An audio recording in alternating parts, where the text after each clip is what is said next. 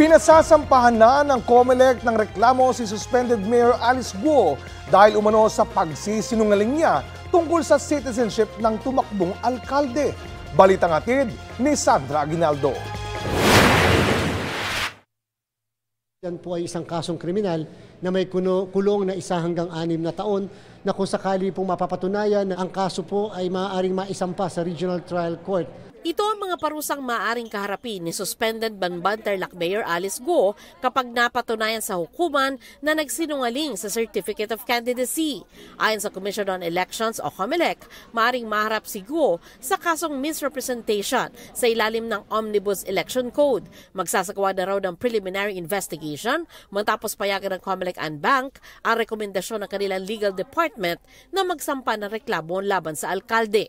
Inadapt po ng COMELEC and Bank unanimous, ibig sabihin lahat po kami, yung recommendation ng aming law department na mag-file ng formal complaint laban kay Mayor Alice Guo / Gua Huaping. Nagsagawa ng investigasyon ng Legal Department ng COMELEC matapos lumabas sa fingerprint analysis ng NBI na si Alice Guo at ang Chinese national na si Gua Huaping ay iisa. Sinuri rin ng COMELEC ang sarili nitong records nang magparehistro si Guo bilang botante at bilang isang kandidato sa pagkaalkalde ng Banban. Lumabas din sa pagsusuri ng COMELEC na pareho nga ang fingerprint ni na Mayor Guo at Gua Huaping. Kaugnay naman sa sinalakay na Pogo Hub sa Porac, Pampanga, isang Immigration Lookout Bulletin Order o ILBO ang inilabas laban kay dating presidential spokesperson Harry Roque at 11 iba pa. Kasama sa ILBO sina Cassandra Leong, ang otorisadong kinatawan ng Porac Pogo Hub, at dating Technology and Livelihood Resource Center Deputy Director General Dennis Cunanan.